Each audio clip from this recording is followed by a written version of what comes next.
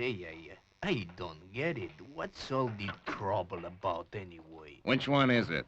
That's the one, sir. Bring the Geiger counter over here. Not too close now.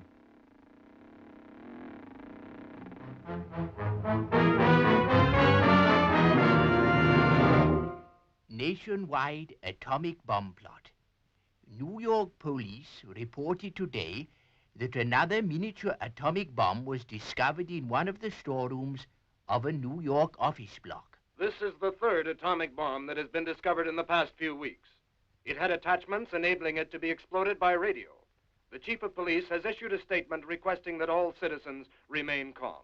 Stay tuned to this station for further bulletins. Professor, who do you think's doing all this? Well, from what I've read, Jimmy, the bombs are very small and badly made.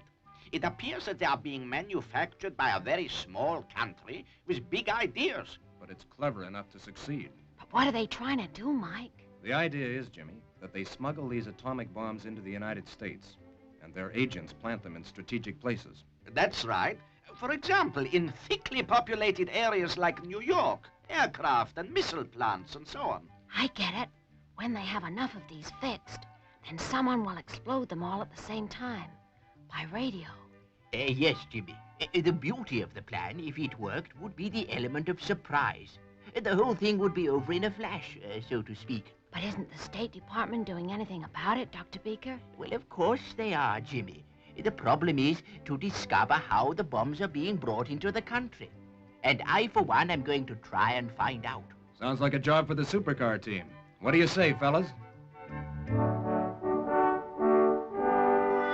Whose idea was this, anyway? I think I've read all the newspapers for the last 6 months, and I still haven't found any clues. Keep trying, Mike. If somebody is bringing in atomic bombs by the back door, so to speak, there's a chance that some strange incident might have been reported in the papers.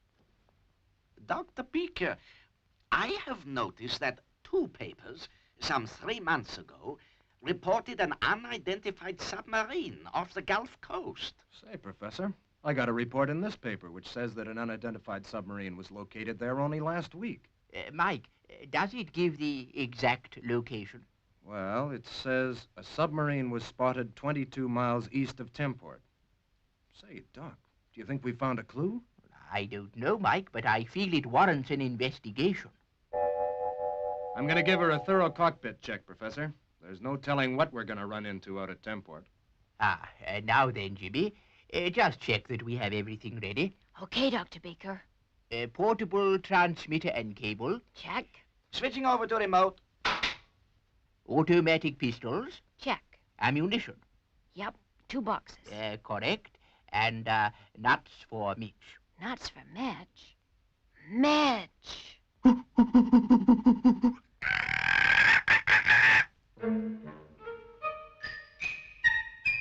Charging port engine. Charging port. 5,000, 7,000, 9,000, 11,000, 13,000, 15,000. Interlock on. Interlock on. Fire 1.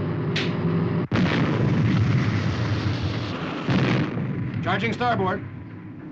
5, 7. Jimmy, get Mitch tucked away in the trunk so as to make room for Professor Popkiss. Sure thing, Dr. Beaker. Interlock on. Roger, Mike. Interlock on. 5, 2. Opening roof doors, Mike. Okay, Professor. I'll close the roof doors by radio after takeoff. Roger, Mike.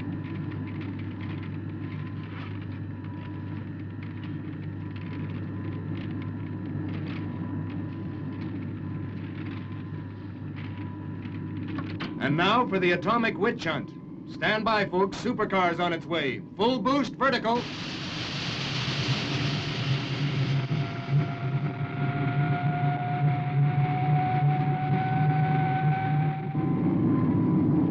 Changing to horizontal drive. Temport, here we come.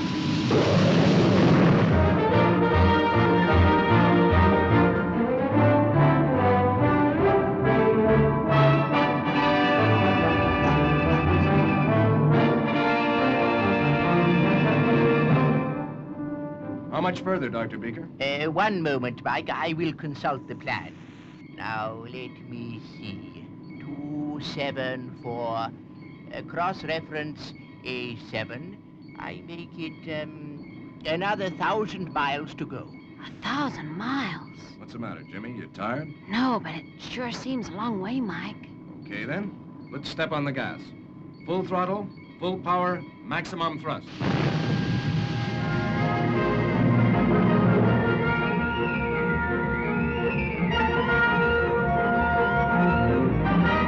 $4,500 miles per hour. In approximately 12 minutes from now, we'll be at Temport.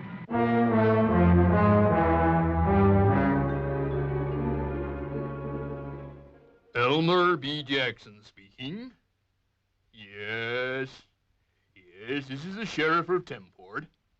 What do you say? Oh, Mr. Withers of the State Department. Oh, yes, sir. Yes, I'm writing a report to you now. But I can assure you that those atomic bombs are not, definitely not being landed in this area. No.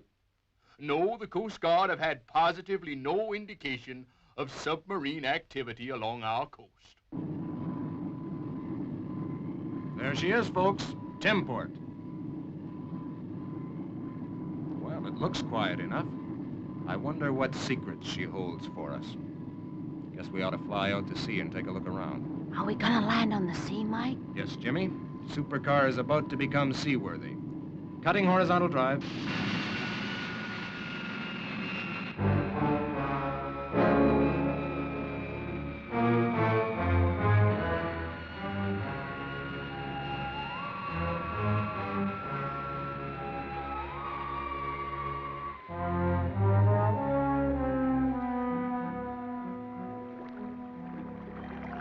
Switching to turbo drive. Mike, I think we'll have a quick look round and then go under and investigate below. Nothing unusual about the coastline. It's deserted at this time of the year anyway. Let's scan the rocks with clear view and take a closer look. You're right, Doc. Nothing unusual. Just rocks. Let's take a look below. Blowing all tanks. Supercar.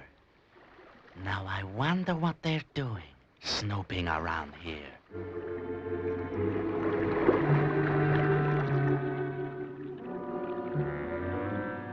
water's quite deep here, Doc. Yes, Mike. Surprisingly so, considering that we're not far from the shore. There's the bottom, leveling out. Mike, look, straight ahead of us. Rock formation.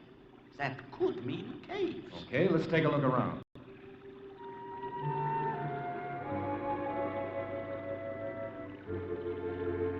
No sign of any caves, Professor. Not yet, Jimmy, but I'm certain there will be. What's that over there, Mike? Where? Over there, about 10 o'clock. It looks like a giant fish. It's a giant fish, all right. It's a submarine. A submarine? A submarine. So it is, Mike. And not an American one either. Okay, let's tail it. This may be the answer we've been looking for.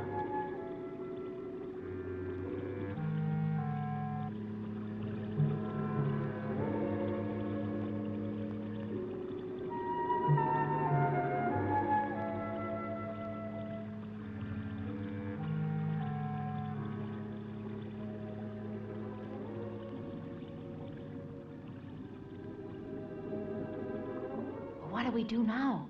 Aren't we going in after it? I don't think that would be wise, Jimmy. I think, as Mike would say, we've got to play it cool. You bet we've got to play it cool. Now, we'll wait till the submarine comes out again. And then we'll discover what it finds so interesting in those caves.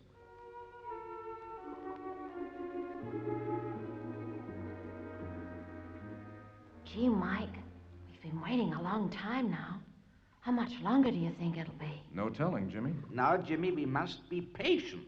Okay, Professor, but I sure wish I had something to do. You ought to be like Mitch, Jimmy. It doesn't bother him. He's fast asleep in the trunk. Jimmy, We are surrounded by the beauties of the underwater world. Take a look around and absorb all the wonders there are to see. Yeah, you're right, Dr. Beaker. Say, look over there. I've never seen fish like those before. And Jimmy, look over there. An octopus. An octopus? Gee, they're kind of scary looking, aren't they? Hey, Mike, look. It's a submarine. It's coming out.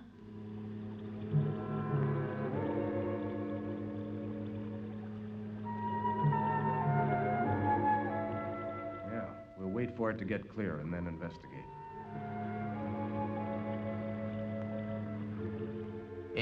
Professor, I feel that to enter an underwater cave would mean that we would have no radio contact with the outside world, and that, under the circumstances, would be highly dangerous. Beaker's right, Mike.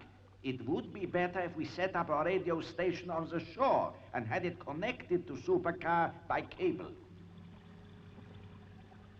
You're right, Professor, about the radio. Now the submarine's clear, we'll surface and set up a radio station on the beach. Here we go.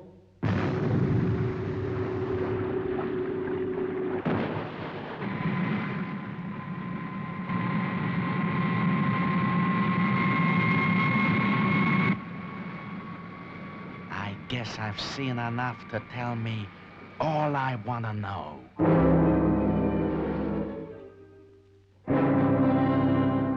Here we go, then. Charging both.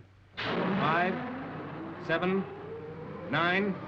Mike, I think a radio check would be a good idea before takeoff, don't you? Okay, Doc. Coming up to 15. Fire both. Supercar to beach station. Supercar to beach station. How do you read me? Over. Hello, Mike. This is Beach Station receiving you loud and clear. Good, Professor. Here we go. I wonder what they're gonna find down there. I sure wish I was gonna be with them. Now, Jimmy, we've also got an important job to do, you know.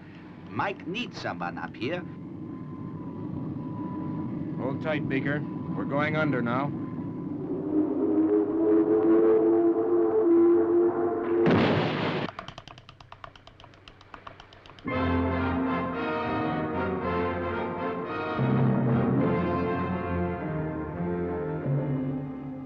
Well, there's no sign of anyone around. Now, don't worry, Mitch. We'll be okay. Supercar to beach station. At cave entrance, starting our approach now. Right, Mike. Good luck. Does that mean that Supercar's going into the cave now, Professor? Well, Jimmy, the cable isn't moving, so that means they haven't started yet.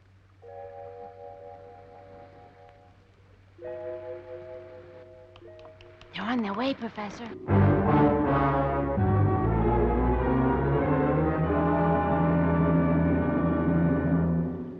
We've got to take it real easy, Doc. Yes, Mike. These rocks are treacherous. One false move, and we could rip the side out of Supercar. Are you gonna give them a call on the radio, Professor? No, Jimmy. They will need all their concentration to steer Supercar into the cavern. Seems we've traveled a long way, Doc. Do you think we'll be able to make it, Mike? Well, if a submarine can make it, I guess we can. There's still solid rock above us, Mike. Please call them, Professor. Let's wait a little longer, Jimmy. Any sign of clearance overhead, Doc? No, Mike. Still solid rock. Mike, there's clear water above us. Quickly, Mike, up. Take Supercar up. Okay, Doc.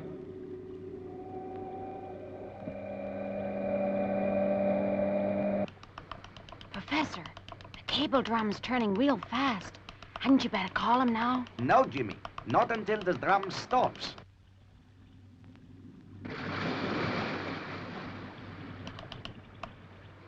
Beach station to Supercar. Beach station to Supercar. Are you receiving me? Hello, beach station. Supercar here. We have broken surface inside a large cave. The water here is as smooth as glass, so we must have come a long way. We're taking Supercar to the edge of the rocks. Then we're going to get out. Over. Roger, Mike. Keep in touch and don't take any unnecessary risks.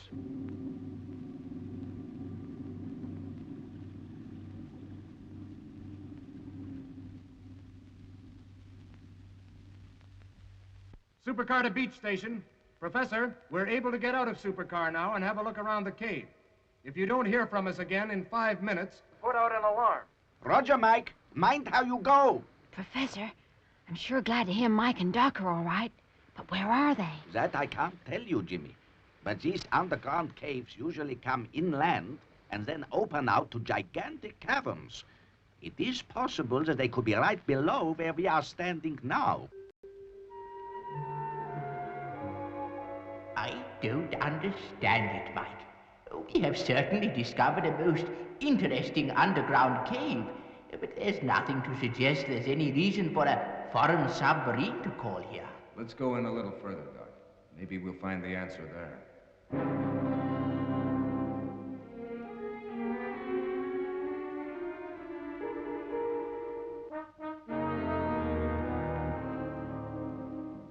Well, well, well. What have we here? Mike, this is it. Look, you can see the antennae on each bomb. And over there, the master transmitter, powerful enough to cover the entire United States.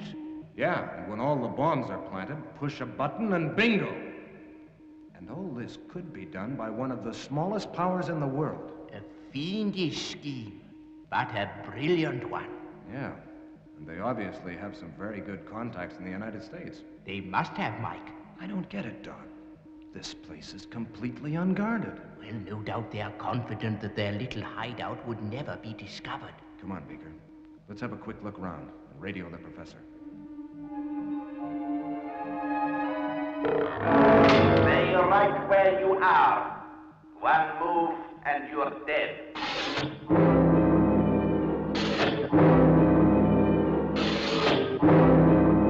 Now listen carefully. You are standing on a trap door.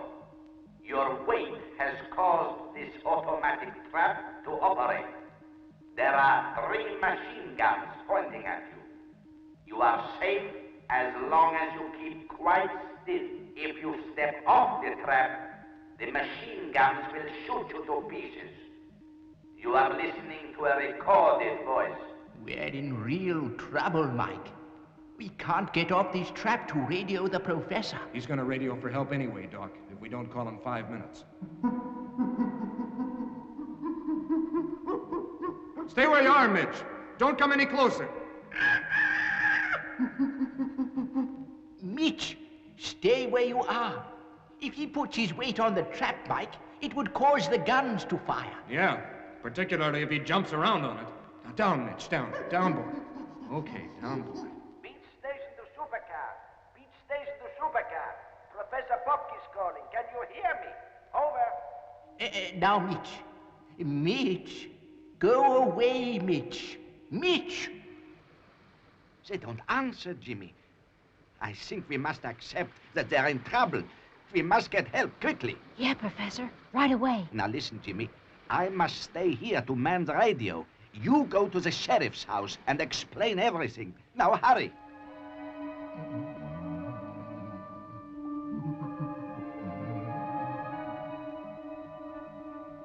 Oh, we must be thankful that Mitch likes his sleep, Mike.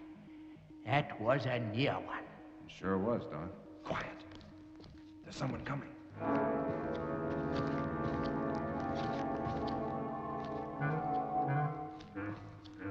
Well, now look, Jody. 2 rats caught in our trap. Yeah, they sure look pretty, don't they? I don't know who you are, but by now someone's on their way to the local sheriff. So you'd better release us. The local sheriff? Do you hear that, Rudy? They sent a message to the sheriff.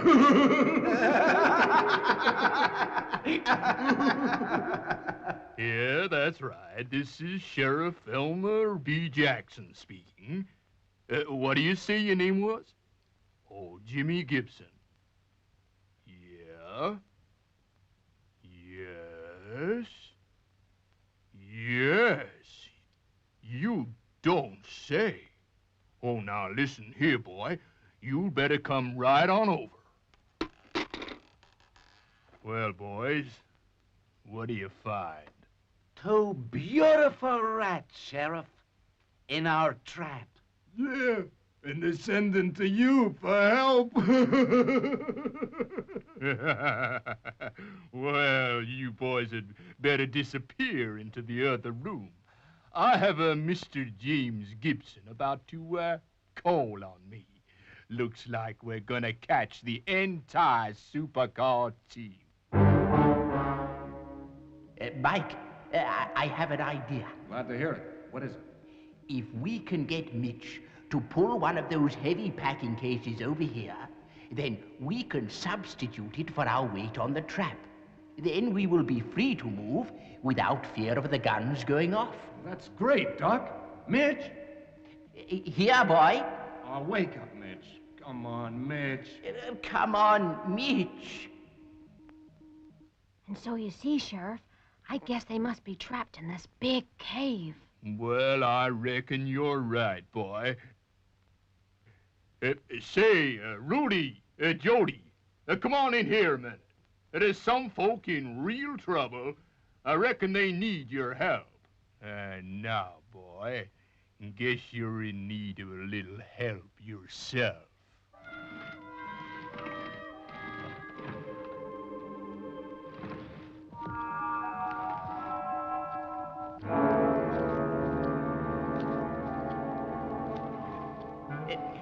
Come on, Mitch. Hurry. There's a good chap. Come on, boy.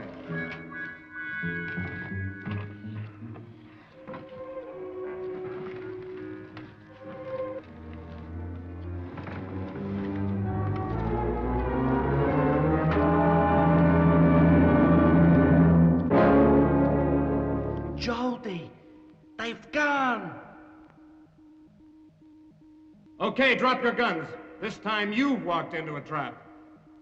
Do as he says, gentlemen. What are they gonna do to Mike and Dr. Beaker, Sheriff? Oh, don't worry about that, boy. They'll be taken care of and then sent on a long journey when our submarine returns. And don't worry, you'll be with them, and so will Professor Popkus. You won't get Professor Popkus. The professor's gonna be worried about you not returning, so he'll come along here to investigate. Why, I guess that must be him right now. You know, Doc, we've got to hand it to them. That's a pretty good trap they've got there. Yes, Mike. Just think.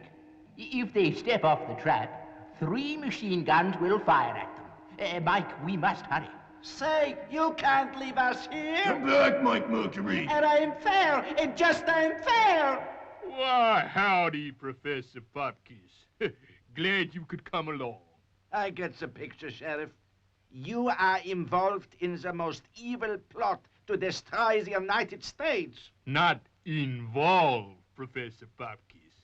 In charge. Yep. In charge of the whole operation. Not any longer. Now just relax while we call in another sheriff, the United States Navy, to deal with your pet submarine. It was a brilliant scheme, but you reckoned without Mike Mercury and Supercar.